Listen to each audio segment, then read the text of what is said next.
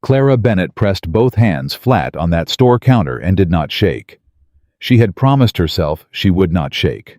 The braid, coiled between her palms, was 19 inches long, golden brown, the last thing about her that still looked like the woman she used to be. Ellie was home in a fever. The well had given its last cup 3 days ago, and the man behind that counter was taking too long to answer. Before this story goes any further, if you've ever had to choose between your pride and your child's life, this one is for you. Subscribe. Stay until the end and drop your city in the comments. I want to see how far this story travels. The braid hit the counter at 9:07 on a Tuesday morning in July of 1878, and every man inside Harper's General Store heard it land. It was not a loud sound. Braided hair does not make a loud sound. But the silence that had already been sitting in that store since Clara Bennett pushed through the door was the kind of silence that turned small things enormous. And 19 inches of a woman's hair placed on a merchant's counter like a payment offering was not a small thing. Not in Drywater Crossing. Not in that summer. Clara kept her chin level. She had practiced that on the road into town. Eyes forward, chin level. Do not apologize before anyone has said a word. Gerald Harper stood behind the counter and looked at the braid and then looked at Clara and then looked at the braid again. He was a man who measured everything twice before he committed to a number, and Clara had known this about him for 3 years, and she had still come to him because he was the only man in Drywater Crossing who traded in Denver goods and kept fever tonic on the shelf. "Mrs. Bennett," he said. "I need flour," Clara said. 20 pounds. Fever tonic 2 bottles, and whatever water you'll give me for the rest." Harper's mouth moved without sound for a moment. Behind Clara, someone shifted their boots on the floorboards. She did not turn around. "Clara," Harper said quieter now, dropping the misses like it cost him something. "I can't take hair as trade. You know that. I run a store, not a wig trader comes through from Denver on the 15th of every month," Clara said. "I know because my neighbor sold to him twice before she left the territory. You hold the goods, you take 15%, and you send the rest out with the supply wagon. I've seen the ledger entry. You did it for Mrs. Abel in April." Harper's jaw tightened. "That was a different arrangement." "It was the same arrangement," Clara said.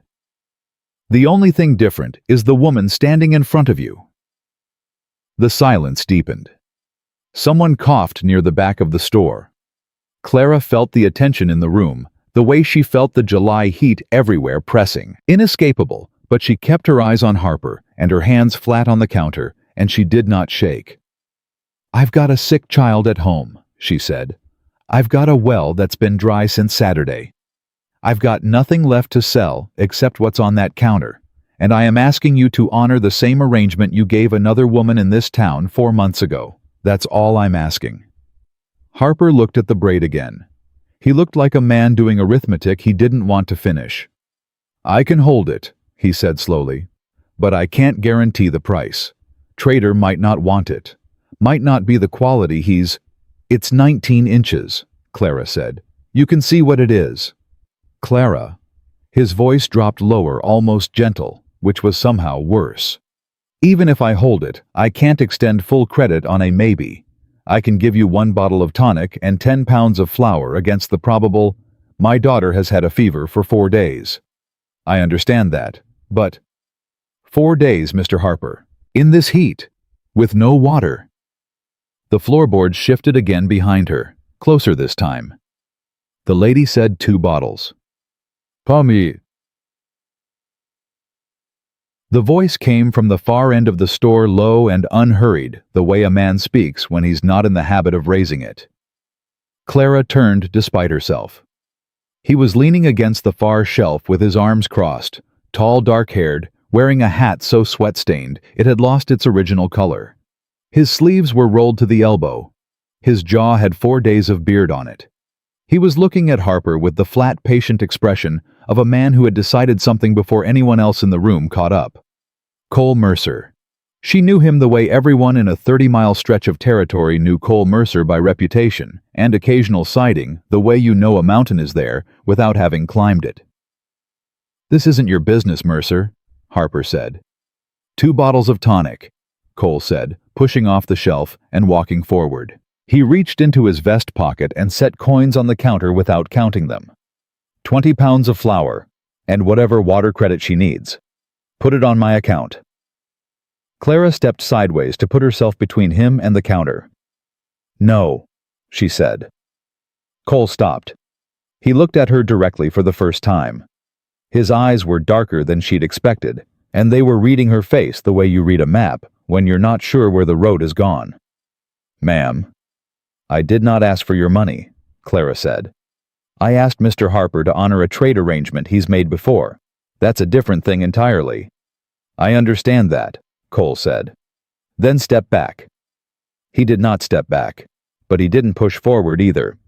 He stood where he was and looked at her with an expression she couldn't immediately name, not pity, not condescension, something closer to recognition.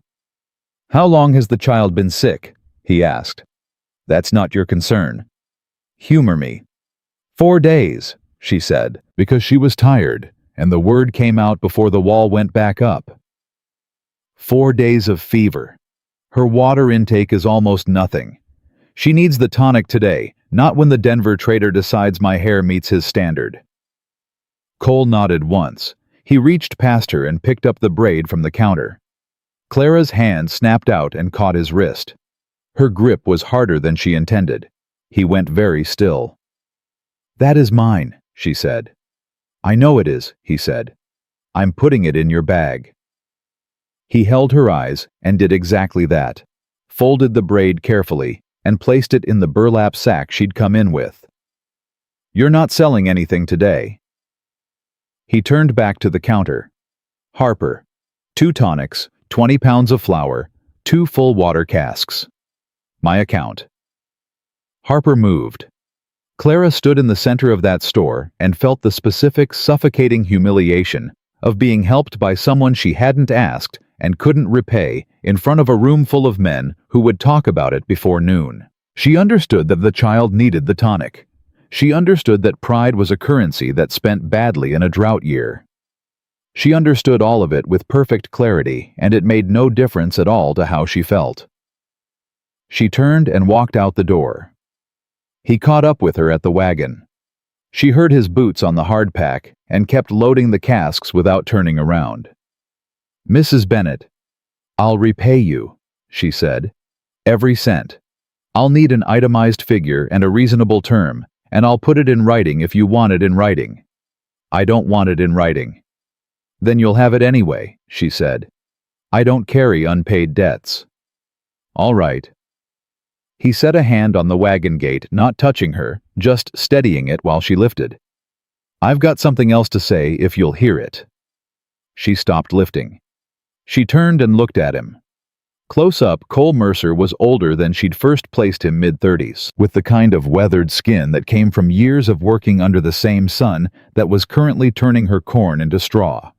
There was nothing soft about him except the way he was standing, which was careful, like he knew he had to be. "I need a cook," he said. Clara stared at him. "Not a housekeeper," he said quickly. "A cookhouse manager, for the cattle season. I've got 14 hands at the height of drive prep, and my last cook walked off 3 weeks ago over a wage dispute that was his fault, not mine. The cookhouse runs from 4 in the morning until the hands turn in. It is hard work in summer heat, and it pays $11 a month with a cabin for you and your girl, and full water access from the Ranch Creek." He said it the way you'd read a bill of sale. Flat, factual, nothing added. Clara was quiet for a moment. $11, she said. Plus provisions. You eat what the hands eat, and right now that's better than most of the county is managing. What happened to your last cook? Underpaid him for 3 months, and he told me so in front of the whole crew, Cole said. He was right. I fixed the number, and he left anyway because he had a sister in Kansas City, and the fixing came too late. I don't make the same error twice. You're telling me you underpaid the last man who worked that position, and now you're offering me the corrected rate? Yes. Why would that be reassuring? Because I told you about it, he said. I didn't have to. Clara looked at him for a long moment. The sun was already vicious, and it wasn't yet 10 in the morning. She thought about the dry well. She thought about Ellie's breathing last night, the way it had that shallow, papery quality that put cold hands around her heart every time she woke to listen for it. I want it in writing, she said. Done. The cabin. I see it before I agree to anything. Fair. And my daughter is not ranch decoration. She goes where I go. She sleeps where I sleep, and no hand on your payroll speaks to her in a way I don't approve. Cole's expression didn't change, but something behind it shifted. Understood. I am coming to do a job, Clara said. Not to be settled, not to be looked after, not to be anyone's cause. I will run your cookhouse, and I will do it well, and at the end of the season, we will be square.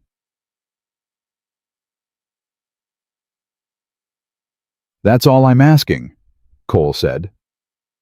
She looked at him for another beat, searching for the catch, the softness disguised as calculation, the rescue dressed up as employment.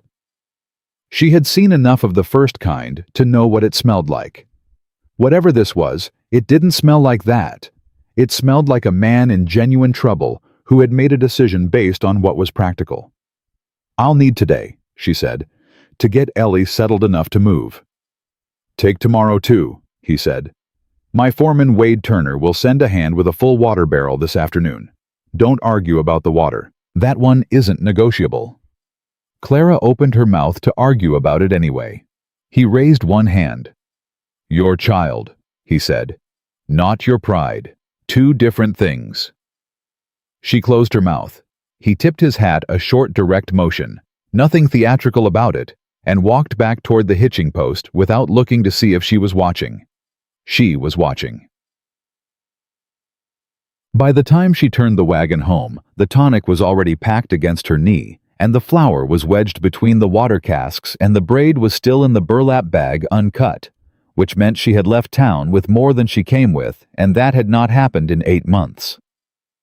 The last time she'd left anywhere with more than she came with was the day Thomas was still alive, and they'd sold a good calf at Glenwood Market, and come home in the late afternoon feeling like the world owed them something. She did not let herself stay in that memory. She had learned how to move through those without stopping. The way you move through smoke quickly without breathing too deep. Ellie was awake when she got home.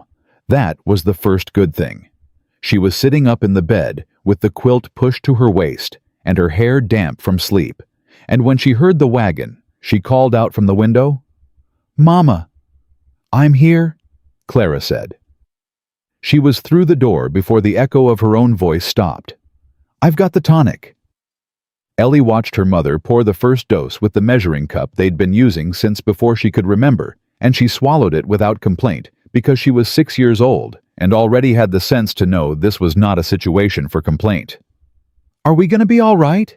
Ellie asked. Clara smoothed the hair back from her daughter's forehead and checked the heat in her skin. Still too warm. Coming down maybe slightly. Maybe. "Yes," she said. "You always say yes." "Because it's always been true," Clara said. "Lie back." Ellie lay back. She watched her mother through heavy eyes. "A man named Cole Mercer is going to send water this afternoon," Clara said. "When the hand comes with the barrel, I need you to rest and not bother him." "Who is Cole Mercer?" "A rancher. We're going to work for him for the summer." "Work doing what?" "Cooking, managing his cookhouse." Ellie was quiet for a moment. "Is he mean?"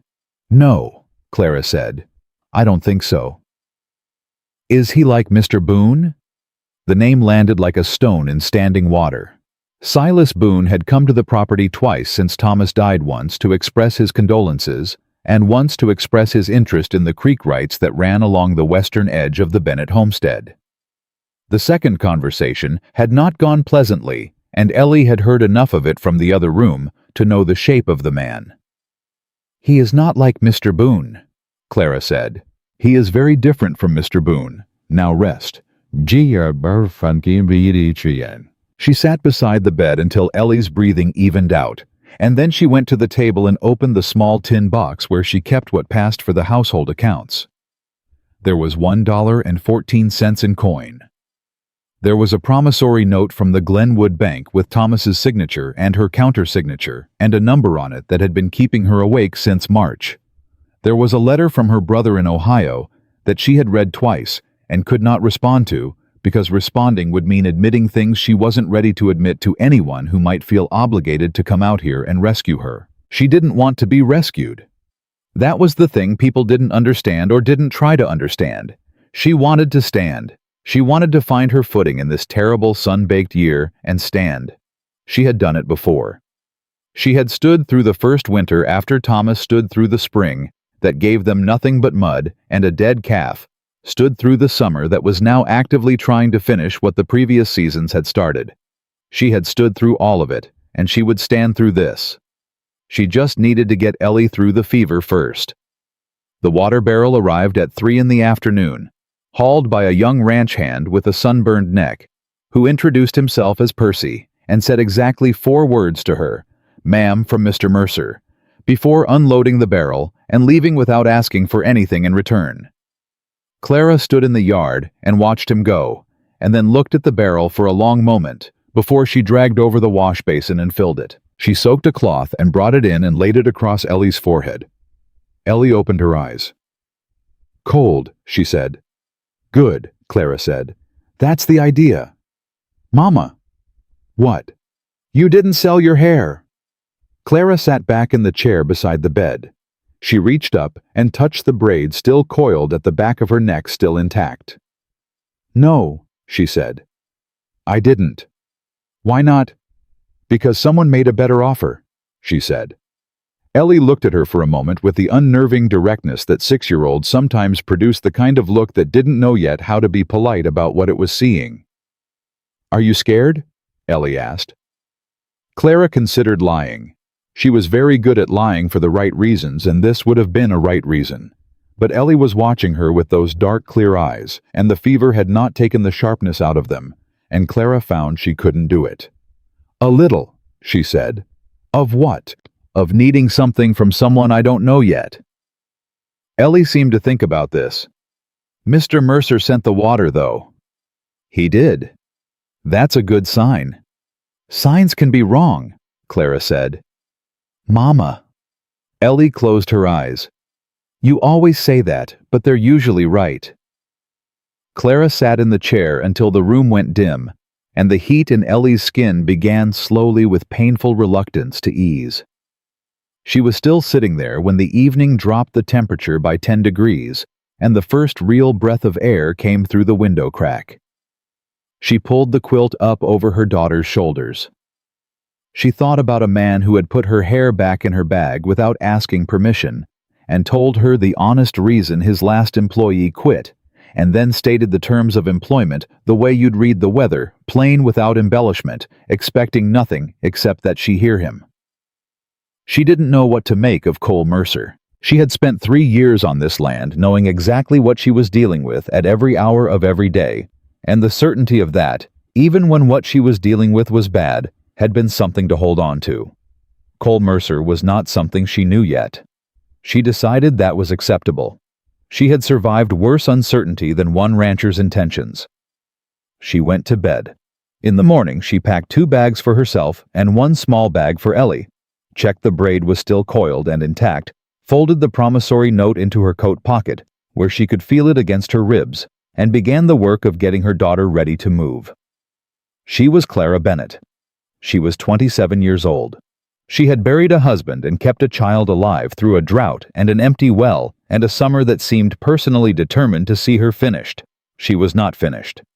She packed the bags and she walked out into the morning heat, and she began. Mercer Ranch sat 4 miles east of Drywater Crossing, and Clara knew it was larger than she'd pictured the moment Wade Turner's wagon turned through the gate and she saw the cookhouse standing separate from the main house with its own chimney and its own door and its own water line running from the creek pump. It was not a woman's fantasy of a kitchen, It was a working structure built for volume and speed, and Clara looked at it the way a carpenter looks at raw timber, not with sentiment, but with calculation about what it could become. Wade Turner was a lean, weathered man in his 50s who talked the way most foremen talked efficiently, without softening anything. He showed her the cookhouse, the supply inventory, the schedule board nailed beside the door with the hand count and meal times written in pencil. He handed her the keys to the cabin without ceremony, told her the creek pump needed 2 primes before it gave clean water, and said the hands ate at 5 in the morning, noon and 6:30 in the evening, no exceptions, and that the last cook had let the noon meal go late twice before anyone brought it up, and both times the afternoon work had suffered. "I don't run late," Clara said. Wade looked at her with the flat appraisal of a man who had heard that sentence before. "All right," he said without committing to believing it. She didn't argue. She knew the only proof that mattered was the kind that showed up on a plate before the hands got hungry enough to be difficult about it. She got Ellie settled in the cabin, a small, honest space, 2 cots, a window that faced east, a water basin that actually worked, and then went back to the cookhouse and stood in the middle of it and took full inventory before she touched anything. She found the dry goods, located the current provisions, identified what was running low and what had been over-ordered, and discovered that the previous cook had been storing the salt barrel in a spot that guaranteed moisture damage. She moved it before she did anything else. The first meal she put out was supper that same evening, and she made it with what was available: biscuits, salt pork beans with dried onion and pepper. Nothing remarkable, nothing wasted, every portion correct. She stood at the counter while the hands filed in and watched how they ate, because how men eat tells you what they've been going without. They ate fast, and they ate everything, and no one complained about the salt ratio, which meant the last cook had been under-seasoning for weeks, and the men had simply accepted it. That told her a great deal about the culture of the ranch, about who had been accommodating whom. Cole was not at supper that night. Wade said he was out on the South Range checking fence lines after reports of a cut wire near the Boone property boundary. Clara filed that information quietly and said nothing about it. By the 3rd morning, she had restructured the supply rotation, identified which hands were picky eaters and which were grateful for anything, and established a rhythm in the cookhouse that the 5 in the morning bell no longer required her to run for. She had also noticed that Ellie, whose fever had broken cleanly on the 2nd day, had begun drifting toward the corral fence in the late afternoon to watch the horses being worked. She had told her twice to stay back from the fence. On the 3rd afternoon, she found her not at the fence, but inside it, sitting on the top rail with both small hands gripping the post beside her, watching a ranch hand named Denny put a young quarter horse through its paces in the near paddock. Clara came through the gate at a pace she controlled very carefully so she didn't startle the horse. "Ellie." "I'm just watching," Ellie said without turning. "You're inside the fence." "Denny said it was okay." Clara looked at Denny. Denny was 22 years old and had the look of a young man who had just realized he'd made an error in judgment. He opened his mouth. Clara spoke first. "She comes out now," she said. Not loud, not sharp enough to upset the horse, just final. Denny nodded quickly. Ellie climbed down from the rail with the elaborate dignity of a child who disagreed with a decision, but had calculated the cost of saying so. She walked out through the gate. Clara latched it behind them. "I wasn't going to fall," Ellie said. "That's not the only way to get hurt near a horse being worked."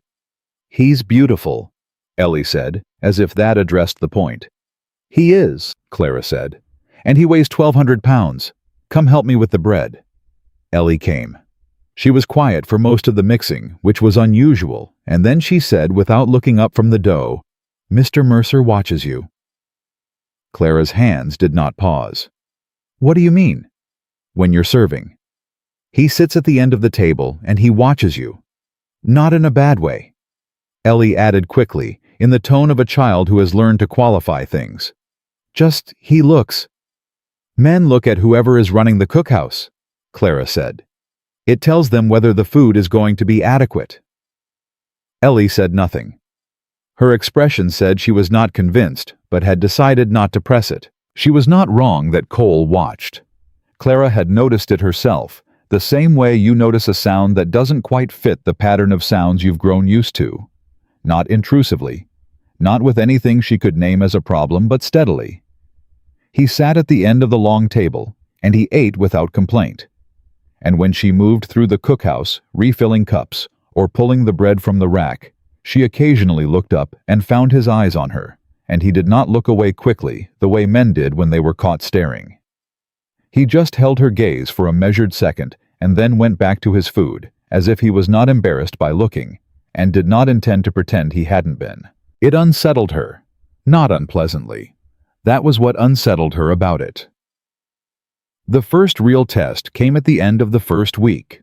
Two of the older hands, a man called Russ and another called Pete, both of whom had worked the ranch for longer than anyone else, came to the cookhouse door on Friday evening after supper had cleared. Clara was washing the pot when they appeared in the doorway. She looked up. "Mrs. Bennett," Russ said. He was turning his hat in both hands. "We got a concern."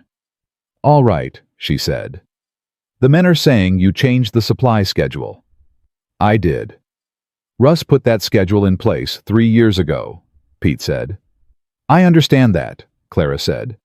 She set the pot on the rack and dried her hands. The previous schedule had salt pork delivery every 10 days, which made sense in a cooler season.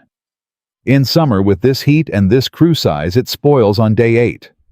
I moved the delivery to every 7 days and renegotiated with Harper to hold a standing order. Russ stared at her. "You renegotiated with Harper?" "Yesterday morning. He gave us a slight cost reduction in exchange for the guaranteed weekly order. I have the new terms in writing in the supply ledger if you want to review them." Russ and Pete looked at each other. "That's..." Pete started. Stopped. "A better arrangement," Clara finished. "Yes." Russ turned his hat one more rotation. "Cole, no, you went into town. I left a note for Wade before I went. The cookhouse was covered. Supper was prepped before I left, and I was back before the hands came in." There was a silence. "We didn't mean offense," Russ said finally. "I know," Clara said. "You came because something changed and you wanted to understand why. That's reasonable. Now you know why." She turned back to the wash basin. "Supper tomorrow is going to be beef stew with cornbread. There'll be enough." They left. She heard Pete say something to Russ outside the door, too low to catch. She didn't try to catch it. She had learned a long time ago that you cannot manage what men say when they think you can't hear them. You can only manage what they see when you're in front of them. What Cole said when he heard about it came 3 days later, because Wade apparently mentioned it to him in the course of a general ranch update, and Cole apparently held that information for 3 days before he chose to address it. He came into the cookhouse alone in the mid-afternoon when it was between meals and she was working on the ledger. He sat down across the work table from her without being invited, which she noted, and said, "You went to Harper." "I left Wade a note," Clara said without looking up from the ledger. "You reorganized the supply contract. I improved it." She looked up. "Would you like to see the terms?" "I already looked at them in the ledger." He was watching her with that steady, unreadable expression. "You saved us about 40 cents a week." "Closer to 45, she said. "Annualized across the season, that's enough for another half-cord of wood before winter if you're planning ahead." Cole was quiet for a moment. "You're calculating my winter supply already." "Habit," Clara said. "I used to manage the household accounts for my husband, planning for the next season while you're in the middle of the current one." She paused. "Is that a problem?" "No," Cole said. "I'm trying to figure out if I underpaid you." She held his gaze. "You paid me what we agreed. Maybe the agreement was wrong." "Mr. Mercer." She closed the ledger. "If you change the wage mid-arrangement, I'll wonder why, and wondering will make the arrangement complicated. Leave it where it is, and we'll renegotiate at the end of the season the same way any honest business would." He looked at her for a long beat. Something moved in his face that wasn't quite a smile, but lived in the same neighborhood. "All right," he said. He got up. He was almost to the door when she said without planning to, "Russ and Pete came to see me." He stopped, turned. "They were concerned about the supply change," she said. "They weren't rude about it. But I want you to know in case it comes back to you differently than it happened." "What did you say to them?" "I explained the reasoning," she said. "They accepted it." He nodded once. "Good." He looked at her for another moment. "Mrs. Bennett, are you—" He stopped. "What? Are you eating enough?" He said it plainly, the way he said most things without the softness that would have made it condescending. "I've watched how the cookhouse runs. You feed everyone else first." Clara felt something close up in her chest that she recognized as the reflex she'd developed over 8 months of not allowing people to notice her needs before she'd handled everyone else's. "I eat plenty," she said. "The biscuits from this morning," he said. "There were 2 left. I saw you wrap them for Ellie. I didn't see you take any."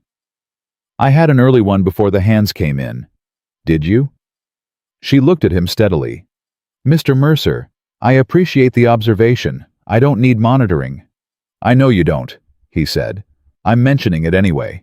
He opened the door. "There's half a roasted chicken left from last night on the top shelf. It's not spoken for." He left. Clara stood in the empty cookhouse for a moment. Then she got up and checked the top shelf. The chicken was there.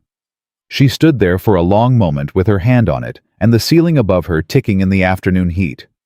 She ate the chicken. She did not tell herself it meant anything. She ate it because she was hungry and it was there, and some stubbornness was not worth the physical cost.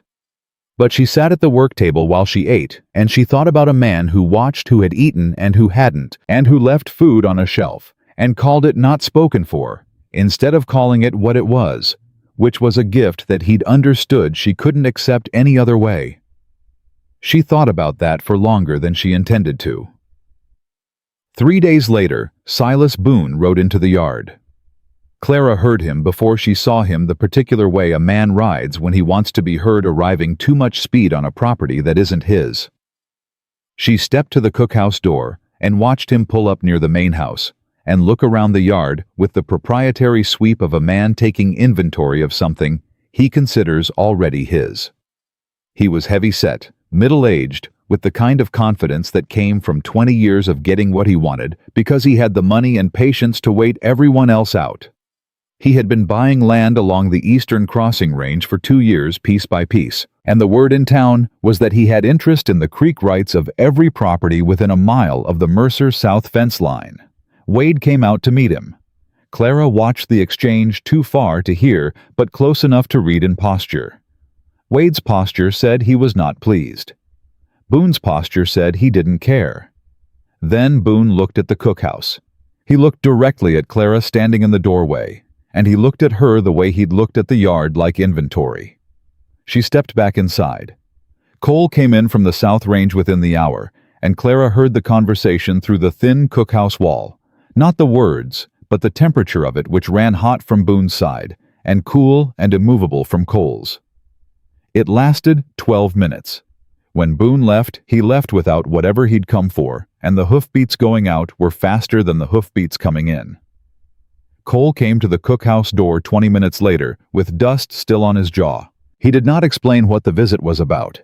He asked if there was coffee, and she poured him a cup, and he drank it standing at the counter and looked at the middle distance for a while. Then he said, "Boone's been after the water rights on my South Creek line for 3 seasons." Clara said nothing. She went back to the bread she was shaping. "He'll keep coming," Cole said. "He's patient." "Most men who want something they shouldn't have are," Clara said. Cole looked at her. A real look, not the measured, careful kind he'd been giving her across the cookhouse for 2 weeks. Something more direct. "He saw you in the doorway," he said. "I know. He'll ask in town who's running the cookhouse. He'll find out your situation. Clara's hands kept moving. My situation is that I'm employed and housed and feeding 14 ranch hands adequately. I don't see what he can do with that. He can use it, Cole said. Men like Boone use whatever's loose. He set the cup down. I'm telling you so. You're not surprised if he tries to approach you directly. If he approaches me directly, Clara said, I'll handle it. Cole looked at her for another moment. I don't doubt that, he said quietly.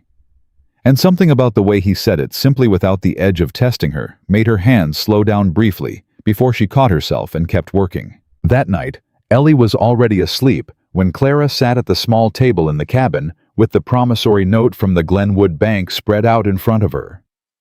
She had the figures she'd been carrying in her head since March laid out on a piece of paper, beside it the amount owed, the interest accruing, the number of months before the bank's patience would convert into action.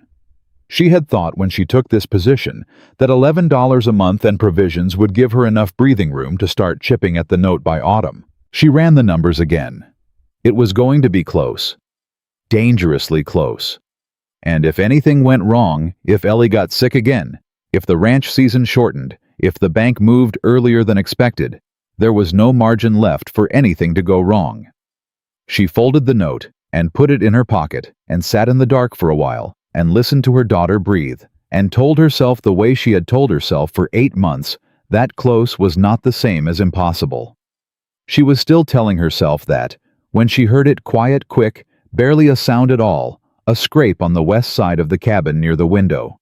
She was on her feet before she'd consciously decided to move.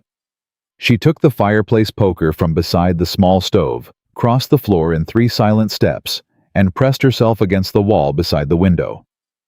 She waited. 30 seconds. Nothing. She looked out. Nothing in the yard. A horse tied at the far rail, which was Denny's roan, which was always there when Denny was pulling night watch. The sound did not repeat. She stood there for another full minute before she moved away from the wall. She set the poker against the chair where she could reach it and sat back down at the table. It was probably nothing. A branch. An animal. The cabin settling in the heat. But she did not sleep well, and in the morning she checked the outside of the west wall and found in the dirt, just below the window, a boot print that did not belong to anyone from Mercer Ranch. She knew the boots on this property by now. She had been watching feet since the day she arrived, the way you watch everything when you are a woman alone in a place that is not yet entirely safe. The print was wide, heavy, and pointed outward at an angle she recognized. She stood over it for a long time. Then she went inside and started the 5 o'clock biscuits and said nothing to anyone. But she moved the poker to the space between her cot and the wall where her hand could find it in the dark. And when Cole came to the cookhouse at 6:30 and looked at her with that careful, reading the map expression, she met his eyes and gave him nothing. Because she did not yet know what she was dealing with, and she did not hand unknown things to people until she understood them, and Cole Mercer, for all his steady watching, and his food left on shelves, and his plain-spoken honesty, was still a man she had known for 2 weeks, and 2 weeks was not enough. 2 weeks was a beginning. But beginnings had burned her before. She poured his coffee and went back to the biscuits and kept her face level and her hands moving and told herself, the way she always told herself, that she was fine, that she was managing, that she did not need anything she didn't already have. She almost believed it. She found out about the debt on a Wednesday. Not from Cole, not from Wade. She found out the way women on the frontier always found out things men decided they didn't need to know from a third party who assumed she already knew and said too much because of it. Mrs. Holloway ran the dry goods counter at the church exchange in town, and she was the kind of woman who had survived 40 years on the frontier by paying attention to everything and saying only what was useful. She was not a gossip. That was what made what she said matter.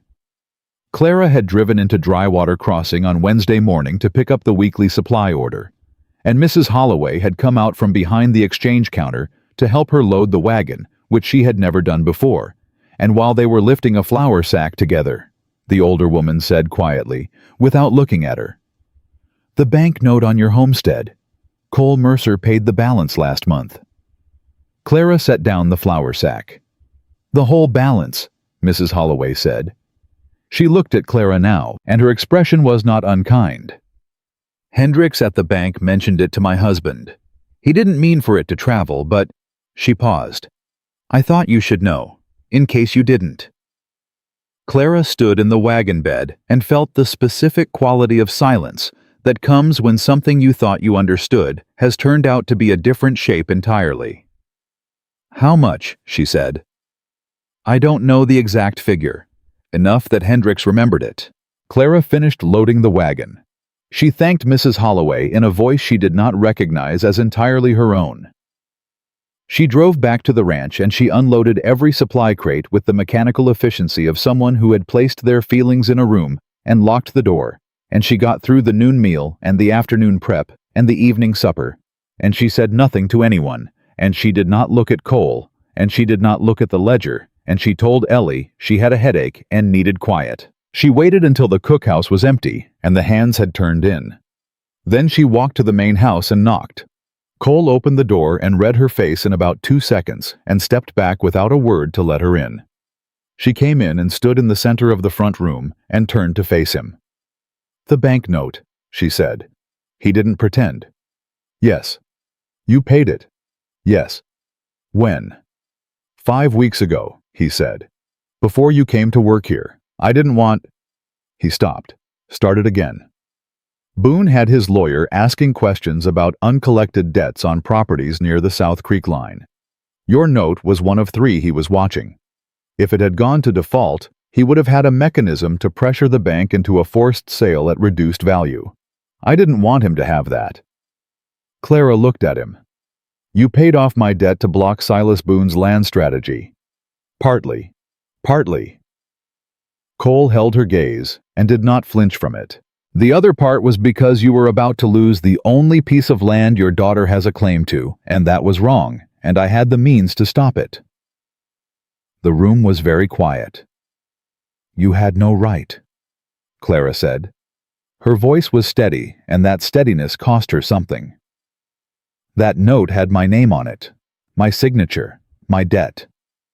You made a decision about my property without my knowledge and without my consent, and then you offered me employment, and I came here not knowing that you had already made yourself a party to my financial situation without asking me whether I wanted that." "That's true," Cole said. "You own part of my life right now, and you didn't tell me.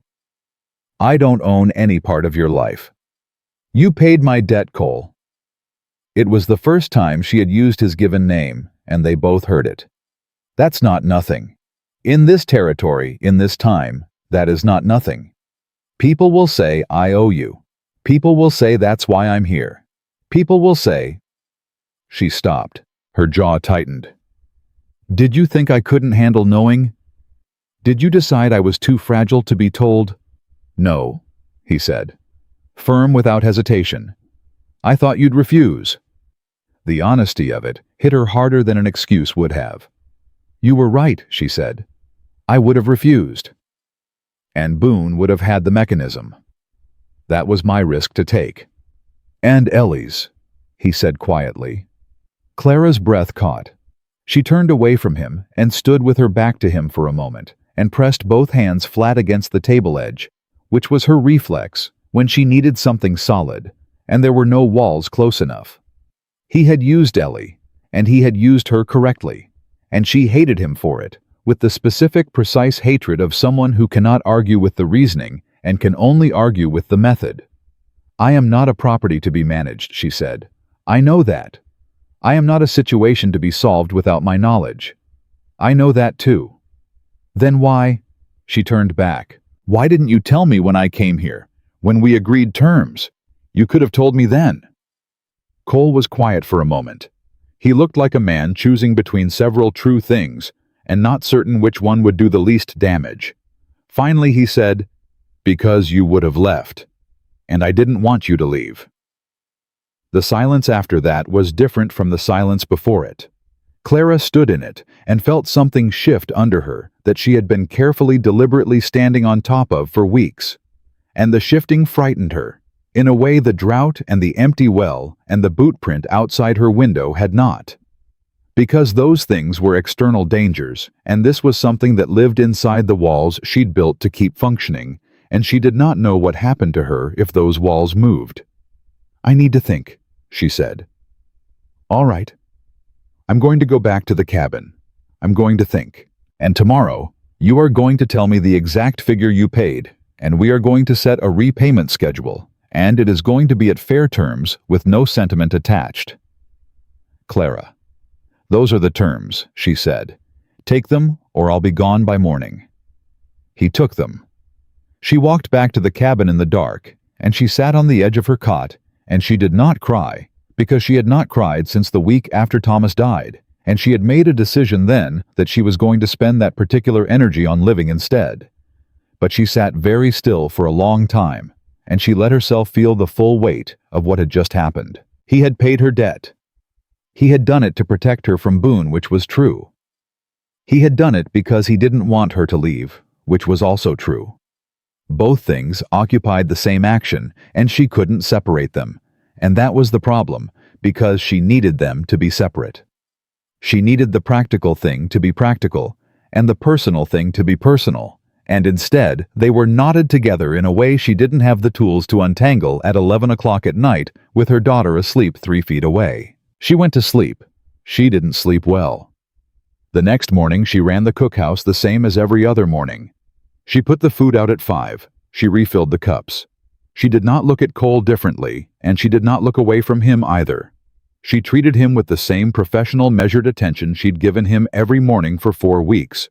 And if that cost her something to maintain, she maintained it anyway, because the cookhouse was her territory, and she ran it on her terms. He came to her at the end of the morning, as she'd said, and he gave her the figure.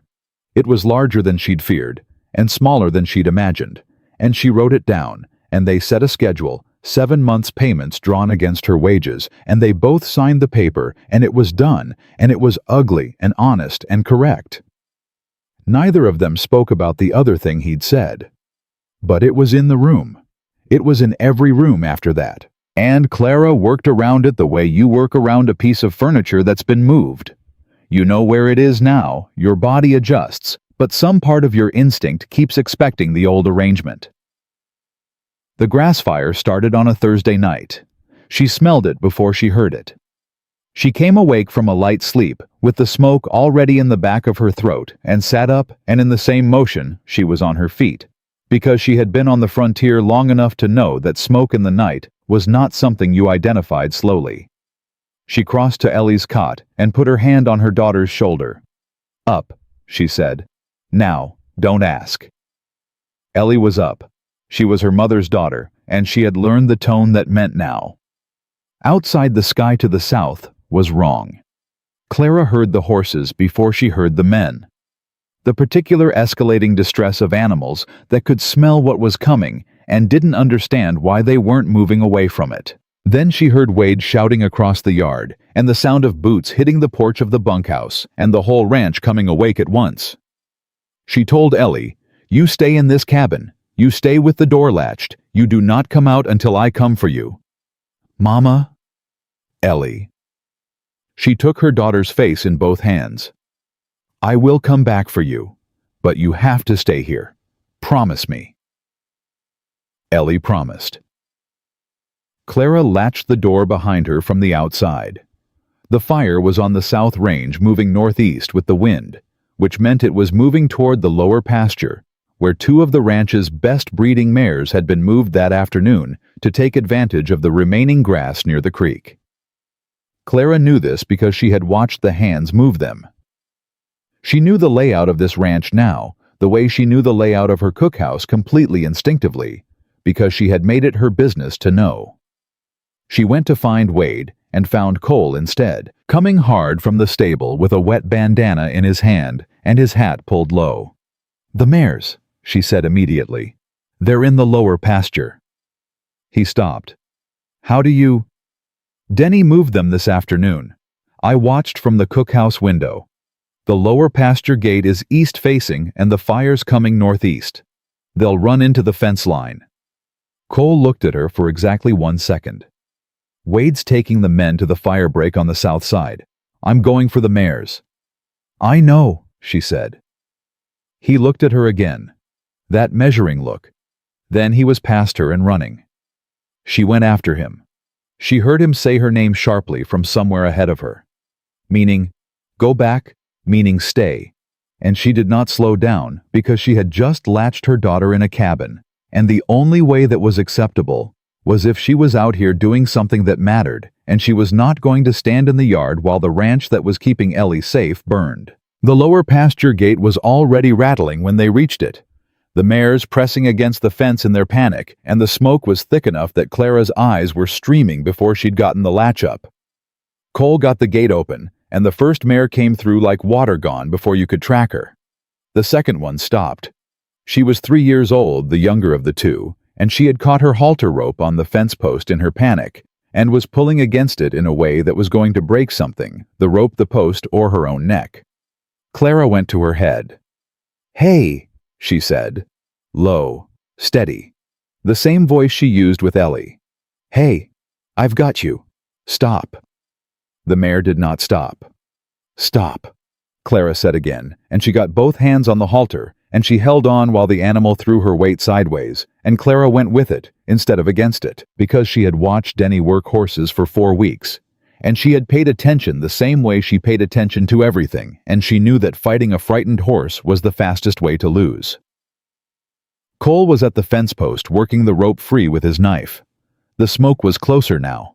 Clara could feel the heat on the back of her neck, and she kept her eyes on the mare's eyes, and she kept talking low and even, because the voice was the only thing she had, and she was going to use it. The rope came free. The mare lurched. Clara went with her, holding the halter, until they were through the gate, and then she let her go, and the mare ran, and they both ran the other direction, and she heard the fence line catch behind them, a sound like the world being unmade, one board at a time. She did not realize her hands were burned until she was already 30 feet from the fence. The pain arrived then, sudden and complete, and she stopped and looked down and saw the rope burns across both palms, where she'd held on, and her hands were shaking, and she couldn't tell if that was the pain or the adrenaline or both. Cole saw it at the same moment she did.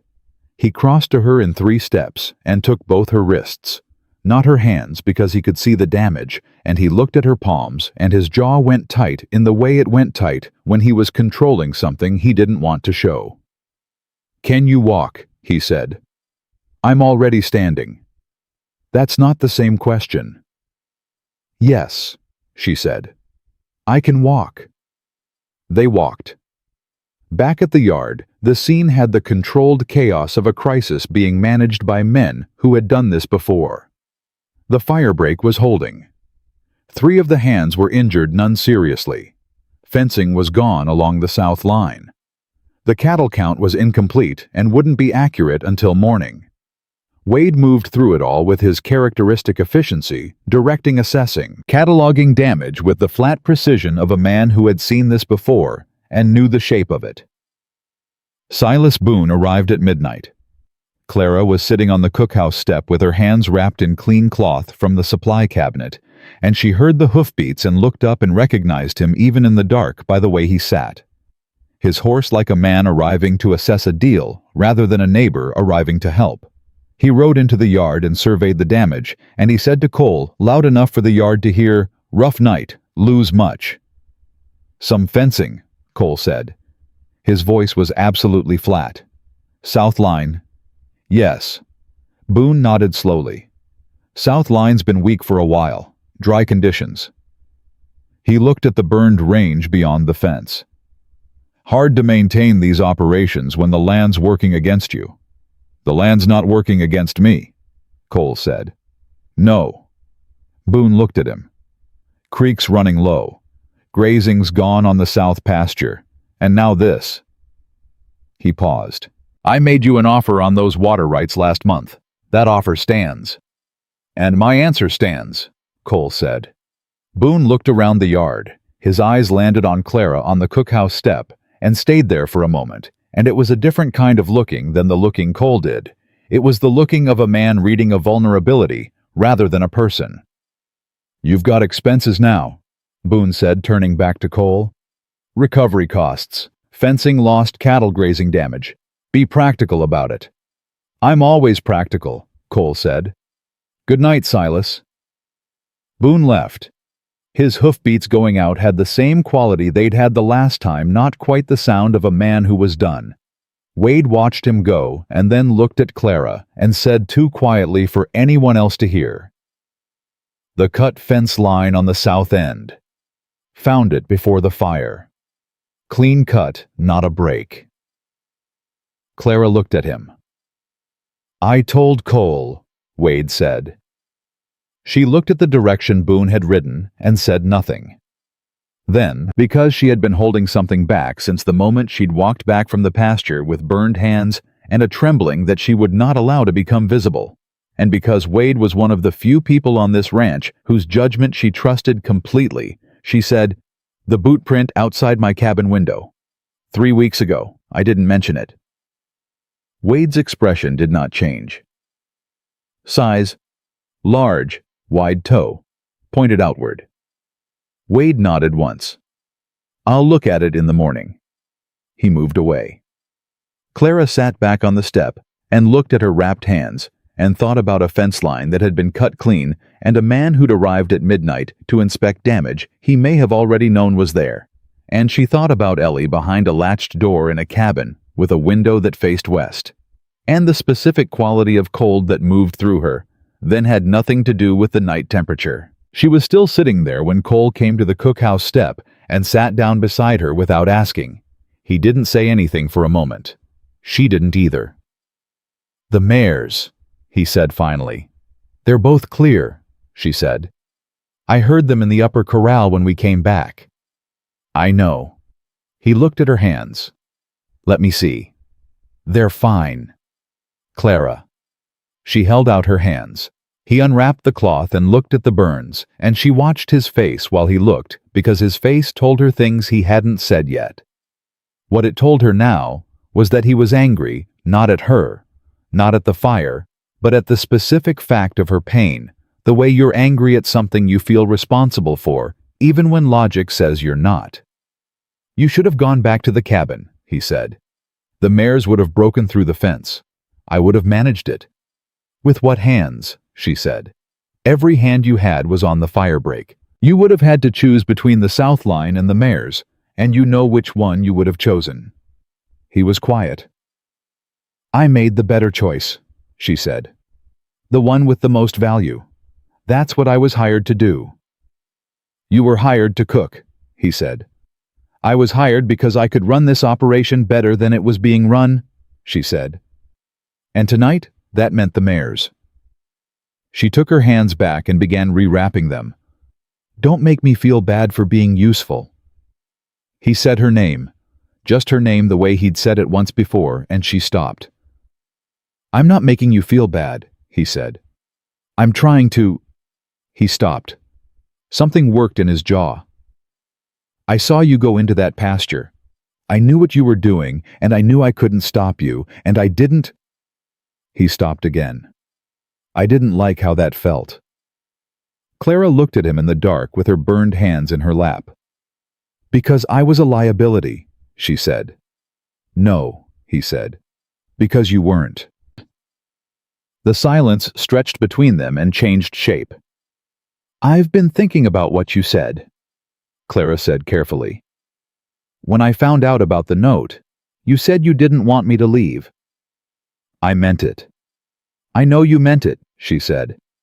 "That's not simpler. That's more complicated." Cole looked at her. "I know." "I have a child," she said, "and a debt that's now owed to you, and a property that you kept from being taken. And I'm sitting on your cookhouse step with burned hands because I went into a burning field to save your horses. None of that is simple. None of that is—" She stopped. Her voice had changed slightly, and she caught it and corrected it. "None of that is a place where feelings are uncomplicated." "No," he said. So I need you to understand something. She looked at him directly. Whatever this is, whatever has been building in this space between us, I will not sort through it while I am in debt to you. I will not feel something and not know if I'm feeling it freely or feeling it because I'm obligated. Do you understand what I'm saying? Yes, he said. And then, I'd wait. How long? However long it takes you to decide you're standing on your own ground, he said. I'm not going anywhere. Clara looked at him for a long moment. Then she looked at her hands. Then she looked at the dark space where Silas Boone had ridden out and thought about cut fence lines and boot prints and a man patient enough to buy one piece of land at a time until he had everything he'd ever wanted. Don't wait too quietly, she said. Boone's going to move before the season's out. Cole's eyes sharpened. What do you know? Wade told me about the fence line tonight, she said. And I'm telling you about the boot print outside my cabin 3 weeks ago that I should have told you about sooner. She paused. I should have told you sooner. He went very still. My error, she said. I was managing it myself. That was the wrong call. The look on his face was not anger. It was something harder to name than anger. It was the expression of a man who has just understood the full weight of something and is deciding how to carry it. I'll put a second man on the night watch, he said. Starting tonight. Good, she said. She got up. Her hands hurt, and her back hurt. And somewhere under the burned palms and the smoke in her hair and the cold calculation about Boone's next move, there was something quiet and frightened that had been there since Thomas died and had not yet found a reason to stop. She looked at Cole one more time. Good night, she said. Good night, he said. She went to the cabin. She unlatched the door, and Ellie was sitting up in the dark exactly where she'd told her to wait, and she crossed the floor and pulled her daughter against her and held on. And Ellie held back without asking any of the questions that Clara could feel waiting, because Ellie was her daughter, and she understood at 6 years old the difference between questions that helped and questions that could wait. They sat like that for a while. Outside, the smoke was thinning. The fire break had held. The mares were safe. The fence was gone. Boone would come back. And Cole Mercer was sitting on the cookhouse step in the dark saying he would wait, and Clara did not know what to do with a man who said that and meant it, because no one had ever said it to her before, and she was not yet sure if she was strong enough to believe it. But she was still standing, and for tonight, that was enough. The morning after the fire, Wade found 3 more cut sections along the south fence line. He brought the information to Cole at breakfast, quietly standing at the end of the table with his hat in his hand, and Clara heard it from the cookhouse counter, where she was slicing bread with her bandaged hands, moving carefully, not letting the pain change her pace. She heard Wade's voice drop the way it dropped when the news was worse than the telling of it, and she heard Cole go very still in the way he went still when something he'd suspected had just been confirmed. She refilled the breadbasket. She brought it to the table. She did not look at either of them with any expression that said she was listening, because some information was more useful when the people sharing it forgot you were in the room. 3 sections, Cole said. Clean cuts, Wade said. All on the east side of the south line. Whoever did it knew where the patrol gaps were. Boone's men know this property. Yes. Cole said nothing for a moment. Can we prove it? Not yet. Clara set the breadbasket down and went back to the counter and said, without turning around, The land agent's office in Glenwood. Does Boone have a filed claim on any property adjacent to the South Creek line? Both men looked at her. I don't know, Cole said. Find out, she said. If he's filed a speculative claim in anticipation of acquiring your water rights, that's a document trail. That's something a territorial judge can look at. Wade looked at Cole. Cole looked at Clara's back. How do you know about speculative filings? Cole said. My husband spent 8 months fighting one before he died, she said. She turned around. The man who filed it lost eventually, But Thomas spent 8 months and most of our savings on it, and the stress of it didn't help his health. She held Cole's gaze. Get someone to the land office, today if possible. Cole nodded once. Wade. Wade was already moving. The second thing that happened that morning was that Russ came in from the east pasture with news that 2 of the cattle they'd thought were lost in the fire hadn't burned, they'd been driven. Tracks heading east toward Boone's Range cut across the scorched grass in a line that was too deliberate to be a panic scatter. Clara heard this from the cabin, where she had taken Ellie to change her bandages before the mid-morning. She heard Russ's voice in the yard, and she heard Cole's response, and she heard the word driven, and she sat on the edge of the cot and pressed her wrapped hands together in her lap and understood that this had moved past a property dispute into something with criminal weight. "Mama," Ellie said. She was watching her mother's face with the attention she'd been giving it since the night of the fire, the vigilant watching of a child who understands that the adult in the room is managing something serious and is trying to read how serious. "What's happening?" "Ranch business," Clara said. "Bad ranch business." "Some of it, yes." "Is Mr. Mercer going to be okay?" Clara looked at her daughter. "Why?" "Because he looks tired," Ellie said. "He's been tired since the fire. Like how you look tired when you're also worried, but you don't want to say so." Clara was quiet for a moment. "He'll be okay," she said. "That's what people like him do. They figure it out." "People like you too," Ellie said simply. Clara tied off the last bandage. "Come help me with the noon meal." The noon meal was the busiest it had been since she'd arrived. Extra hands had come in from 2 neighboring properties to help with the fence repair, men who'd heard about the fire and come the way people came in hard years because you helped your neighbor and hoped they'd remember it when it was your turn. Clara fed 14 of her own hands and 9 more besides, and she did it without running short on anything because she had built the supply system with exactly this kind of contingency in mind. And when the last plate went out and the last cup was filled, she felt the particular satisfaction of a thing done correctly under pressure. Mrs. Holloway arrived in the afternoon with 2 other women from the church, Exchange, a younger woman named Sadie, and an older one whose name Clara didn't catch, and they came with canned goods and cloth for bandaging, and the kind of practical solidarity that frontier women extended to each other across whatever social distances the men in their lives maintained. They did not make a ceremony of it. They set the goods on the cookhouse counter, asked Clara what else was needed, and when she gave them a list, they wrote it down and said they'd have it by Friday. "The town is talking," Mrs. Holloway said, while Sadie and the other woman were loading the empties back onto the wagon. "I imagine so," Clara said. "Some of it's useful talk. People are asking questions about the fence and the fire." Mrs. Holloway looked at her directly. "Some of it's less useful. About you." "What kind?" "The kind women get when they're working close to a man without a husband." Mrs. Holloway's voice was neither apologetic nor delicate.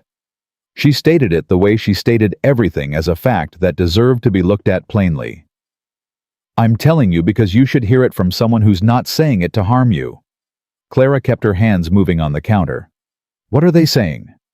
"That you moved in fast, that the employment is convenient, that Cole Mercer is a man with a ranch, and a woman in his cookhouse, and a child on his property, and that the arrangement is—" She paused. "Assumed." "Assumed." "Yes." Clara was quiet for a moment. Then she said, "Have you heard anyone say my work isn't good?" "No," Mrs. Holloway said. "Have you heard anyone say the cookhouse isn't running well, that the hands aren't fed, that the supply operation isn't managed correctly?" "No." "Then what they're assuming," Clara said, "is about what they expect of a woman in my position, not about what I've actually done." She looked at Mrs. Holloway. "I can't control expectation. I can control performance. I've done that."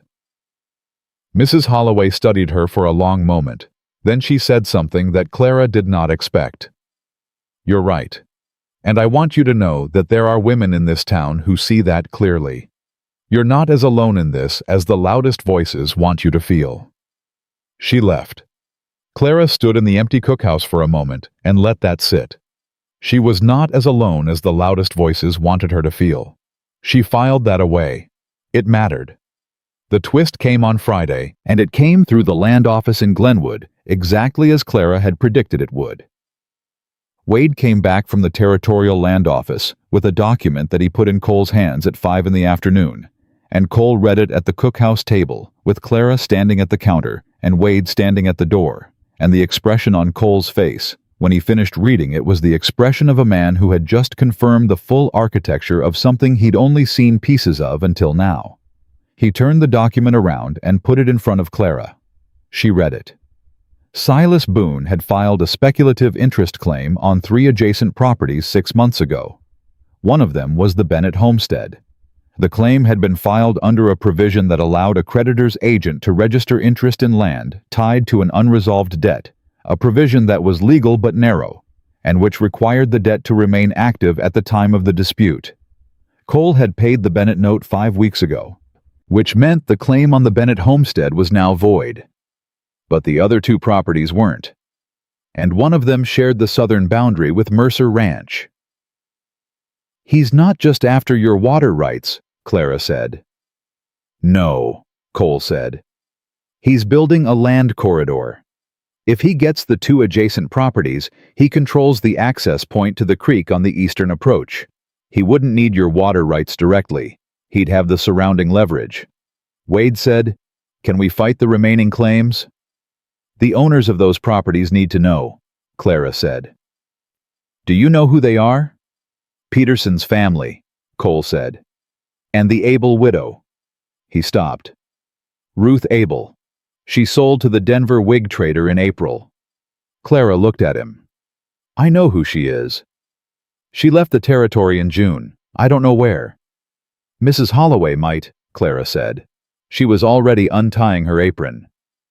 "The church exchange keeps correspondence addresses for families who relocate.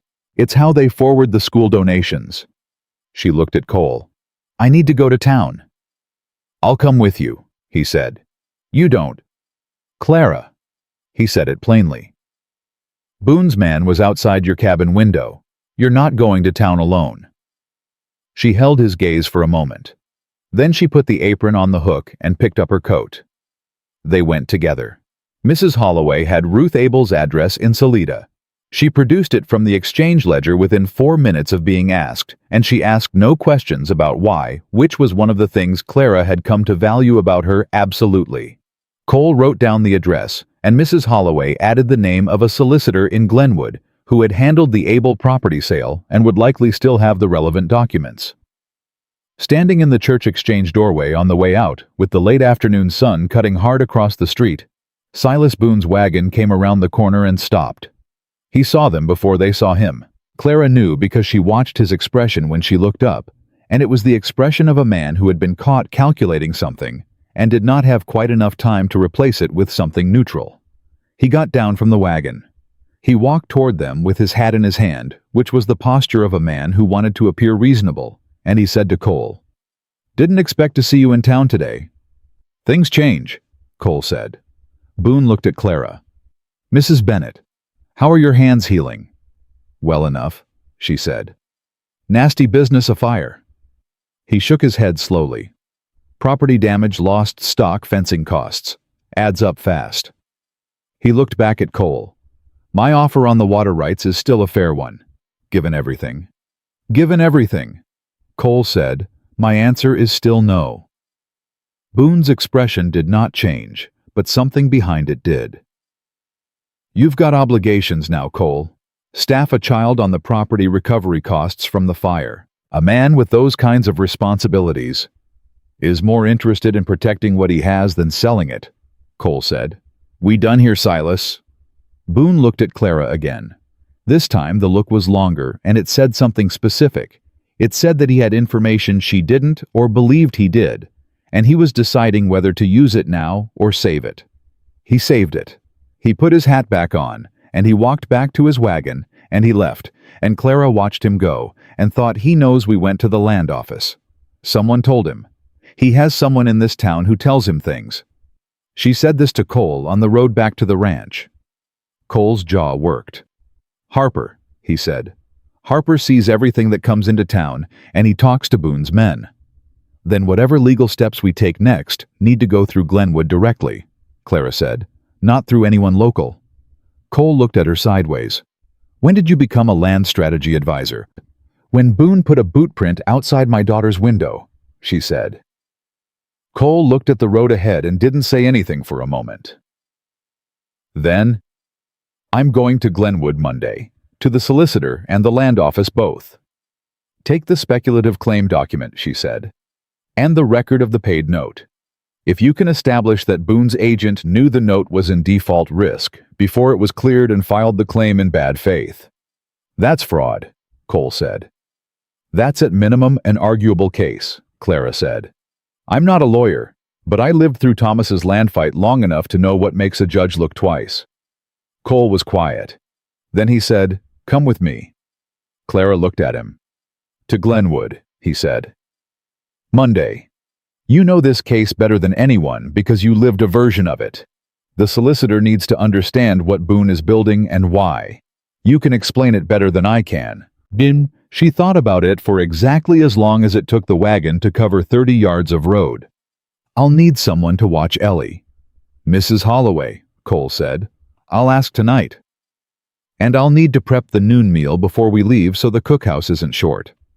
"Of course. And this doesn't change the repayment schedule," she said. "I'm going as someone with relevant knowledge, not as anything else." "I know that," he said. She looked at him. He was watching the road with that steady forward expression he wore when he was committed to something, and she thought about a man who said "I'd wait" and meant it, and she thought about what it cost her to keep insisting on the distance between them when the distance kept shrinking on its own. She didn't say any of that. She looked at the road and said, "All right, Monday." Monday came with a sky the color of hammered copper, and they left at first light with Ellie settled at Mrs. Holloway's kitchen table eating cornbread and already asking questions about the exchange's ledger system, which Mrs. Holloway seemed to find charming rather than exhausting. The solicitor in Glenwood was a thin, precise man named Aldrich who listened without interrupting and read the documents Clara had organized in order before the meeting with an expression that moved from professional neutrality to genuine interest over the course of 12 minutes. When he finished reading, he looked at Clara. "You organized these?" "Yes. In this order specifically. The speculative filing date relative to the debt status date is the key sequence," she said. "If the filing predates the formal default notice by more than 60 days, there may be a question about whether the agent filed in anticipation of a default he helped engineer." Aldrich looked at her for a moment. Then he looked at Cole. Then he looked back at Clara. "Mrs. Bennett, are you in the legal profession?" "I'm a cookhouse manager," she said. "She managed her late husband's land dispute for 8 months, Cole said. "Thomas Bennett," Clara said. "Glenwood Market Area, 1874. You may have records." Aldrich turned to his files. He had records. He spent 4 minutes reading them, and then he put them down and looked at Clara with an expression that was not quite respect and not quite surprise, but lived between the two. "The agent in that case," he said, "was a man named Croft." "Yes," Clara said. "Croft works for Boone now," Aldrich said.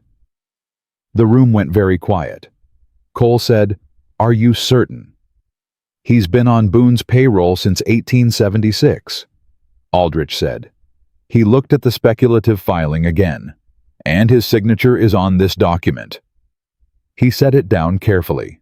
"Mrs. Bennett, the same agent who filed a speculative claim against your late husband's property has now filed one against your current property and against the property adjacent to Mercer Ranch." Clara kept her face level. "That's a pattern." "It is," Aldrich said. "And patterns are things territorial judges find interesting." The ride back from Glenwood was longer in feel than in distance. Clara sat with her hands in her lap and watched the road and turned the information over and over in her mind, fitting the pieces into the shape they made, and the shape they made was ugly and deliberate and had been in motion for years. Thomas's land fight hadn't been random. It had been early. It had been Boone or Boone's money testing a method that Croft would refine and use again on the next property, and the next, and the one after that. Thomas had fought it for 8 months, and it had worn him down. Clara did not allow herself to stay in that thought for long because some thoughts were too large to sit inside on a wagon road with no walls around you. Cole said after a long silence, "Are you all right?" "Thinking," she said. "About Thomas?" She looked at him. He held her gaze steadily. "About the pattern," she said.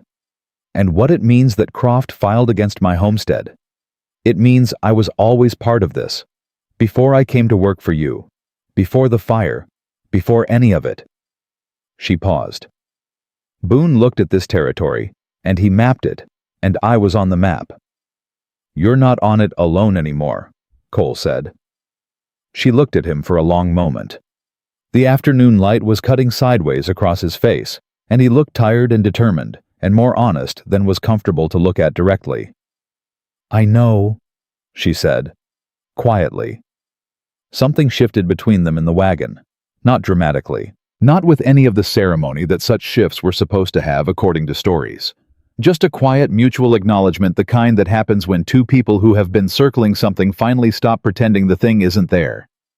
Neither of them spoke about it. They rode the rest of the way in silence that was different from the silence before, and when they got back to the ranch, and Ellie came running across the yard with flour on her apron, because Mrs. Holloway had apparently let her help with biscuits, Cole caught her without thinking, and lifted her out of her own momentum and set her down with the ease of a man who had been doing this for longer than he had, and Ellie laughed and didn't question it for a second. Clara stood and watched this and felt something open in her chest that she had been keeping closed with both hands for 8 months. She let it open, just a little, just enough to breathe through. That evening after supper, after the hands turned in, and Ellie was asleep and the cookhouse was quiet, Clara sat at the work table and laid out every document in front of her and wrote a summary in her clean, precise hand, the sequence of Croft's filings, the dates, the properties, the connection to Boone, the method. She wrote it as if she were explaining it to someone who had never heard any of it because a territorial judge hadn't, and the explanation needed to be plain and irrefutable and complete. She was on the 3rd page when she heard the cookhouse door. Cole came in and looked at what she was doing and sat down across from her without a word and pulled the 2nd page toward him and read it. "This is good," he said. "It's not finished." "I know, it's still good." He set it down. He looked at her. "Clara, I need to say something, and I need to say it while we're still in the middle of all this before it's resolved, because I don't want you to think I'm only saying it when everything is safe and settled." She put down her pen. "I don't want you to leave at the end of the season," he said. "Not as an employee, not as—" He stopped, restarted. "I want to ask you something that I don't have a right to ask yet, and I know that, and I'm going to ask it anyway, because not asking it is starting to feel like its own kind of dishonesty." Cole. "I know about the debt," he said. "I know about the repayment schedule. I know you don't want to feel obligated. I know all of it, and I'm asking anyway." "Stop," she said. He stopped. She looked at him across the work table with the documents between them and the lantern light going warm and steady over everything, and she said, "I'm not done yet." He waited. "I'm not done with the repayment," she said. "I'm not done with the legal case. I'm not done deciding what my homestead is worth and what I do with it, and I am not—" She pressed both hands flat on the table, her reflex, her anchor. "I am not going to answer a question like that while any of those things are unfinished, because I told you why and the reason hasn't changed." "I know," he said. "I'm not asking for an answer tonight." "Then what are you asking for?" He was quiet for a moment. "Permission to keep asking, eventually." Clara looked at him, at the careful, steady way he held himself, at the honesty he put in front of her, like a thing he was willing to have refused. She picked up her pen. "You already have that," she said, and she went back to the document, and he sat across from her in the lamplight and did not leave, and they worked in the same silence for another hour, and it was the most peaceful Clara Bennett had felt since before the well ran dry. She was still afraid. She was still in debt. Boone was still out there, patient and deliberate, and the legal case was 3 months from resolution at minimum, and the season would end, and she would have to make decisions she wasn't ready to make yet. But the man across the table wasn't going anywhere, and neither, she realized with a steadiness that surprised her, was she. Aldrich filed the formal complaint against Croft with the Territorial Land Office on the last Wednesday of August, and by Thursday morning the news had reached Drywater Crossing, the way all news reached small towns, through 3 different mouths, each version slightly different, but the core of it the same. Silas Boone's land agent had been named in a fraudulent filing complaint spanning 4 properties across 2 counties, and there was a territorial judge coming from Denver to hear it. Clara found out from Wade, who found out from the feed merchant, who had heard it from the postmaster. She was rolling dough when Wade came to the cookhouse door, and she set down the rolling pin and listened without expression and said, "When is the judge expected?" 3 weeks, Wade said. "Maybe 4. Ann Boone rode out this morning," Wade said. "Early. His foreman said he went to Glenwood." "To his lawyer," Clara said. "Most likely." She picked up the rolling pin. "Thank you, Wade." He left. She went back to the dough and worked it steadily and thought about 3 weeks and what Boone would do with 3 weeks and a lawyer in Glenwood and the knowledge that his method had finally been named out loud in a legal document. Men like Boone did not go quiet when they were cornered. They moved faster. She was right about that within 48 hours. The note arrived at the ranch on Friday afternoon, delivered not by post, but by a boy of about 12 who came to the cookhouse door and held it out and said he'd been paid a dime to bring it and didn't know who gave it to him, which was the kind of answer that was either true or so well rehearsed it amounted to the same problem. Clara took the note and the boy left, and she read it standing at the cookhouse counter. It was not signed. It said in plain printed letters, "The Bennett homestead note was paid by Cole Mercer before the woman arrived. The town should know what she's paying him back with." Clara read it twice. Then she folded it precisely in thirds and put it in her apron pocket and finished the afternoon prep and served supper at 6:30 and did not mention it to anyone until the cookhouse was empty and Cole came to return the sugar measure he'd borrowed that morning for some reason she'd already forgotten. She put the note on the table in front of him. He read it. His jaw went the way it went. He set it down. "Boone," he said. "Or Croft," she said. "Or someone they paid. I'll take this to Aldrich." "It won't be enough on its own," she said. "Anonymous notes aren't evidence, but it tells us something." She sat down across from him. "He's trying to move the fight from the land office to the town. If he can make the people here believe the worst about me, he creates pressure on you. Social pressure. The kind that makes a man's position in a community uncomfortable enough that selling starts to look like relief." Cole looked at her. "You think he'd rather break the case here than fight it in Glenwood? I think he's been building this territory piece by piece for years because he understands that legal fights are slow and community opinion is fast," she said. "He's not wrong about that. It's a sound strategy." "Against someone who cares what the town thinks," Cole said. "Everyone cares what the town thinks," Clara said. "People who say they don't are usually the ones who care most." She looked at the folded note. "He's counting on me to be ashamed, to go quiet, to let the story he's writing become the only one people hear." Cole was watching her. "What are you going to do?" Clara looked up at him. "I'm going to go to town tomorrow morning. I'm going to go to the church exchange, and I'm going to talk to Mrs. Holloway and Sadie, and whoever else is there, and I'm going to tell them plainly what happened. The note, the debt, the repayment schedule, all of it." She paused. "People gossip about what they don't know. You give them the true version first clearly without apology, and you take the weapon out of Boone's hand." Cole said nothing for a moment. "Then, that'll cost you something." "It'll cost me less than silence," she said. She went to town the next morning alone. She had told Cole she was going alone, and he had looked like a man with several objections, and she had looked at him until the objections went back down, because this was hers to do, and she needed to do it herself, or it would mean less. Mrs. Holloway was opening the exchange when Clara arrived. Sadie was there. 2 other women came in within the first 10 minutes, drawn by some social current that Clara had learned to recognize, the kind that moved through a small town when something worth knowing was about to be said. She told them. Standing at the exchange counter, with her hands flat on the wood, her anchor, her habit, she told them about the banknote and Cole's payment and the repayment schedule and the anonymous letter and Silas Boone's pattern across 4 properties and the name Croft, and what a fraudulent speculative filing meant for every widow and every struggling family in this territory who had ever fallen behind on a debt. She did not make herself the hero of it. She did not make Cole the hero of it.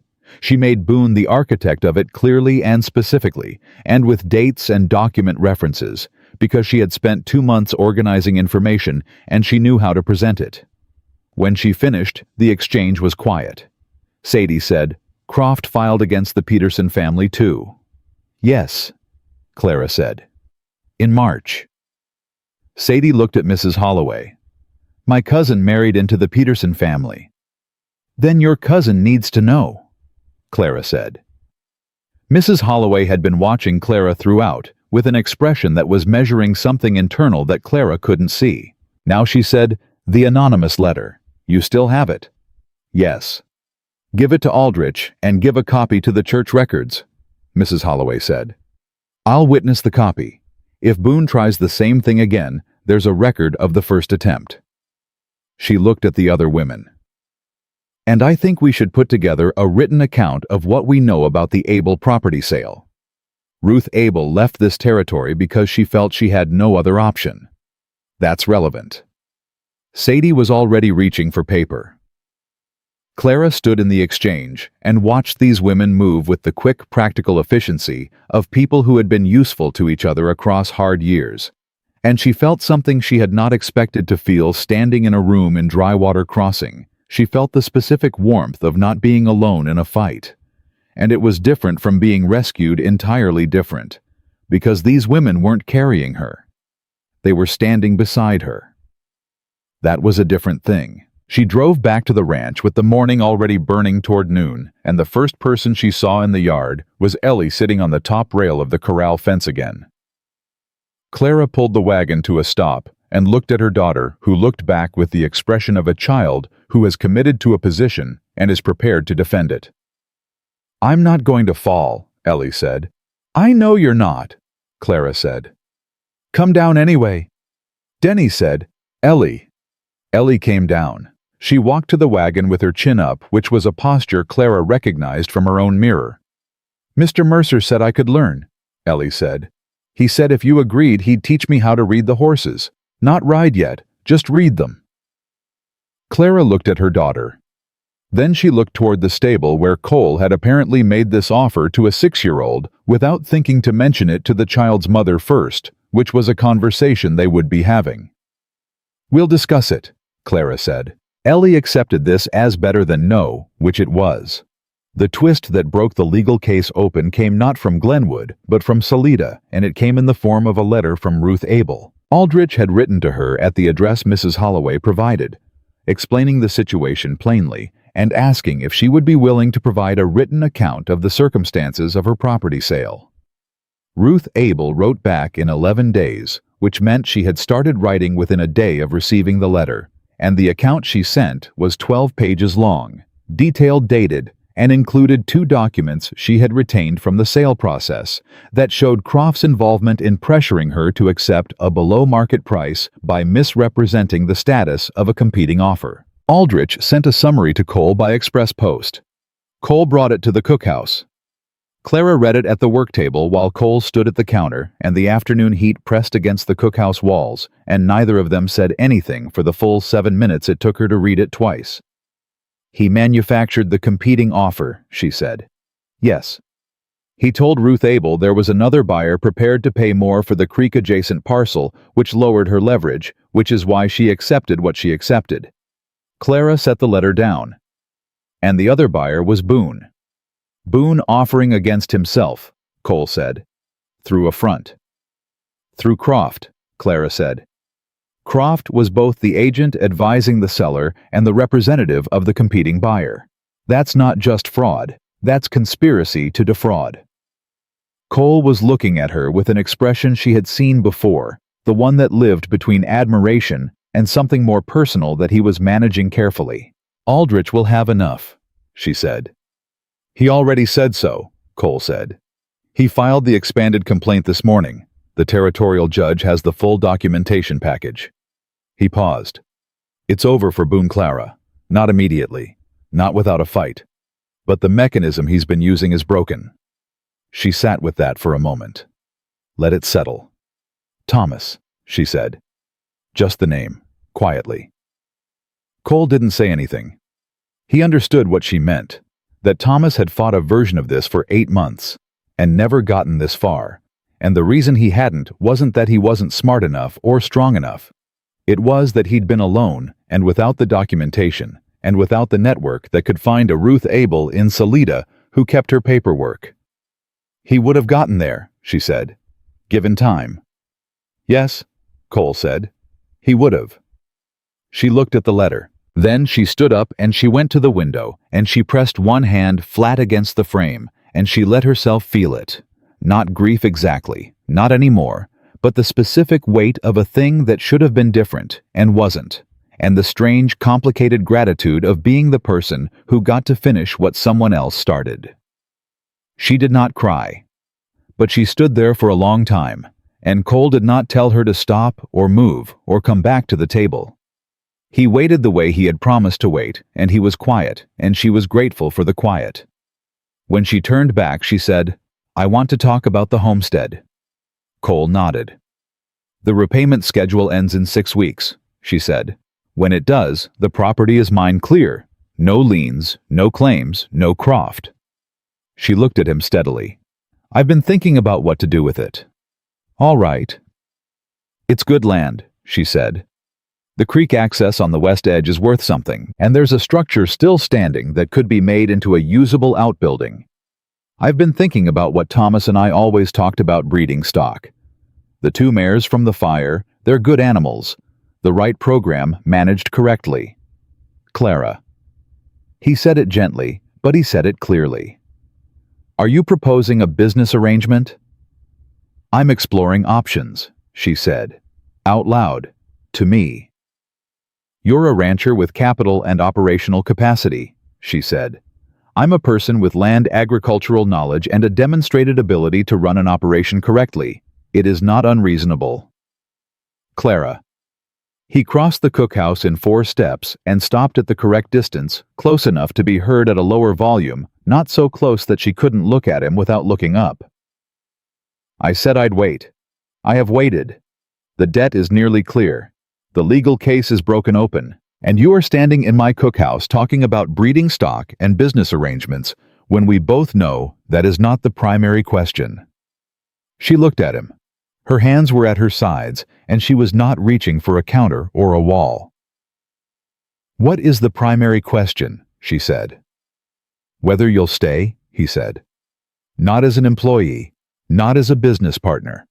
Whether you'll stay as the person who moved the salt barrel on her first day and went into a burning field to save my horses, and organized a legal case over my kitchen table and held this ranch together in the worst season I've had in 6 years.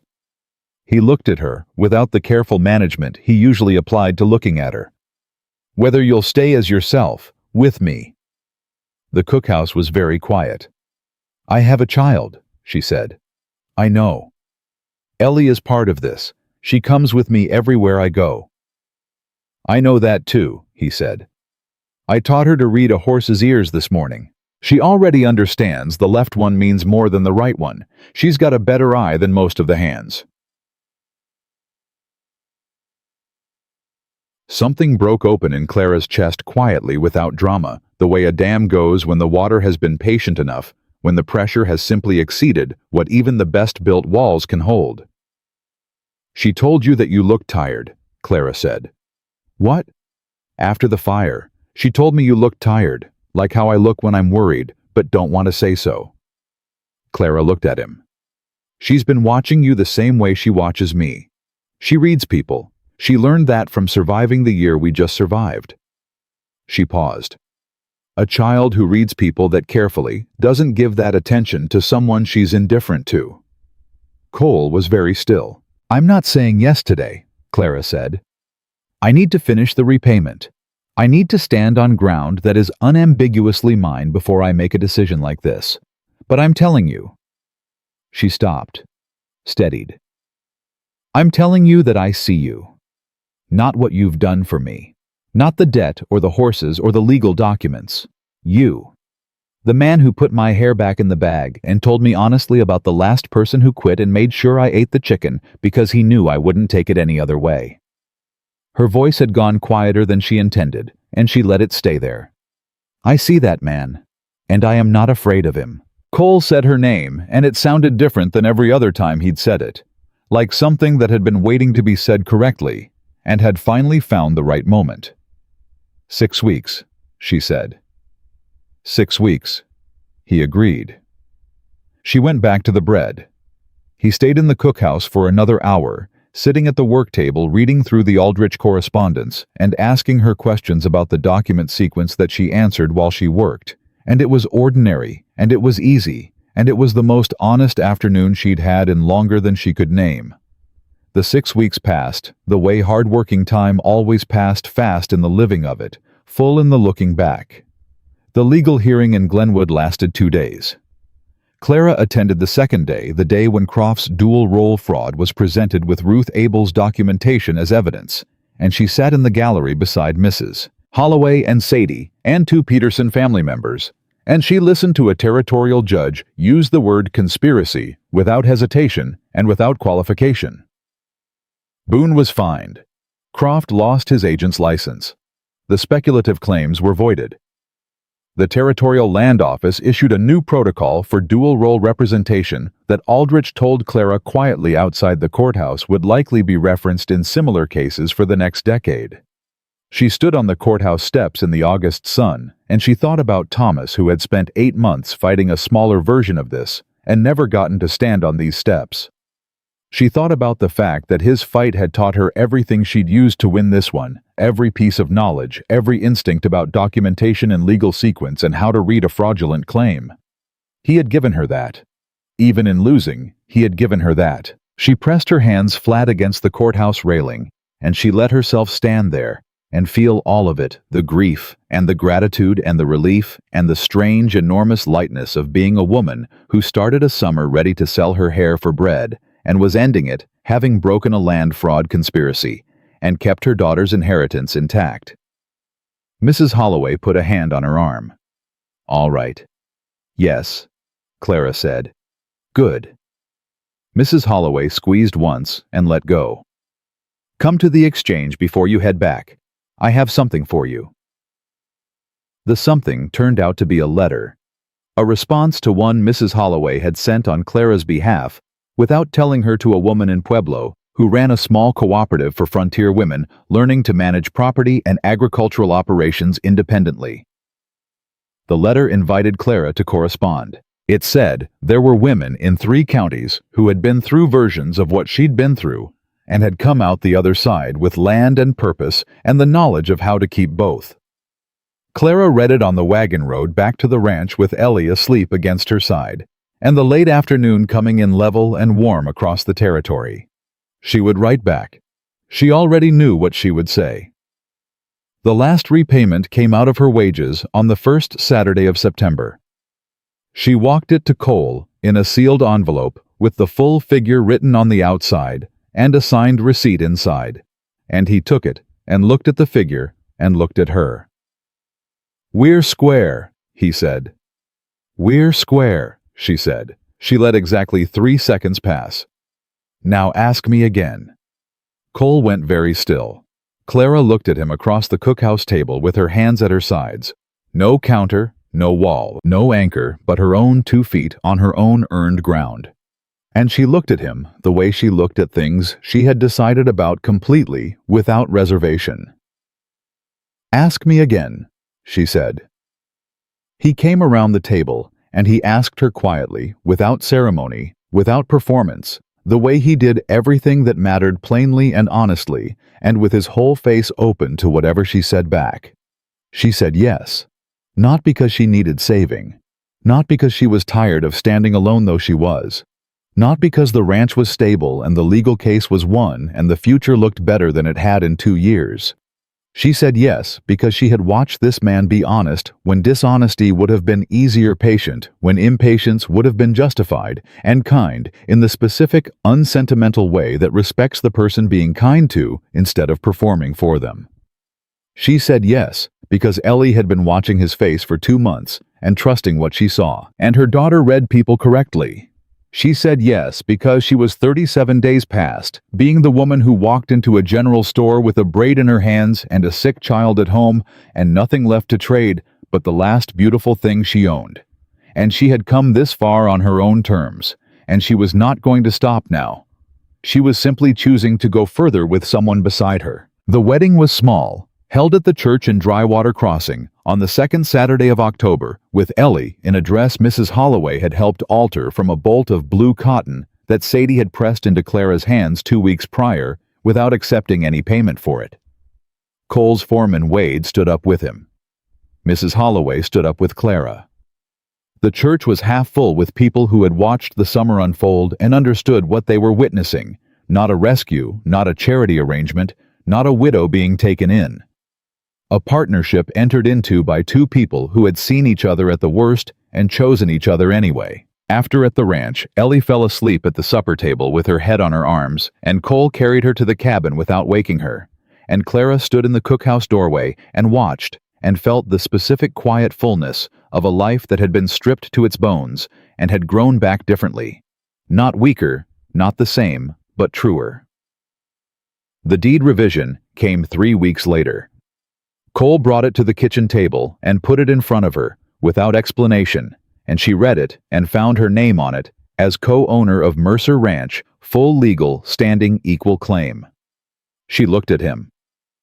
"You earned it," he said. "The summer you ran this operation saved the ranch. The legal case you built protected the land. That's not sentiment. That's accurate." "You don't owe me this," she said. "I know I don't," he said. "That's why it counts." She signed it. Her handwriting was the same clear, decisive script she'd used to organize legal documents and supply ledgers and repayment schedules, because it was the same hand, the same woman, the same person who had walked into Harper's General Store in July with 19 inches of hair and a child at home in a fever, and the absolute unshakable refusal to be finished. She was not finished. She had never been finished. She had only been waiting for a season that understood that. In the months that followed, Ellie learned to read a horse's full body, not just its ears, and she learned her letters at the kitchen table, where Clara had once counted ration scraps, and she grew loud and opinionated and unafraid in the way that children grow when the adults around them have decided that safety is not something to be hoped for, but something to be built. Clara wrote to the woman in Pueblo, and the correspondence grew into something larger. A network of women across 4 counties sharing knowledge about property management and agricultural operations and legal protections and how to read a speculative filing before it became a crisis. Mrs. Holloway contributed to the letters. Sadie eventually started her own correspondence branch. The ranch survived the autumn and the winter and came into the next spring with stronger fencing, a reorganized cattle operation, and a breeding program that Clara had designed and Cole had capitalized and Wade had declared in his characteristic way to be the best decision the ranch had made in a decade. There had been a day in July when Clara Bennett stood in a general store and placed her braid on a counter and prepared to trade the last beautiful thing she owned for the chance to keep her daughter alive. What changed everything was not a miracle. It was not pity. It was not luck. It was a man who saw what she was doing and understood that what she needed was not charity, but a fair exchange, and a woman who understood the difference clearly enough to demand it take it, and build something that neither of them could have built alone. She had walked into that summer with nothing but her dignity, and she had refused to put it down, even when the cost of holding it was almost more than she could bear. And that refusal had been the foundation of everything that came after: every document organized, every meal served, every fence defended, every choice made freely and for herself. That was what saved her. Not the cowboy in the store, and not the job, and not the legal case, and not the ring on her finger or the name on the deed. Her own refusal to be less than she was. That was what saved her. That was what had always been going to save her. Everything else was just the world finally catching up to what Clara Bennett had known about herself all along.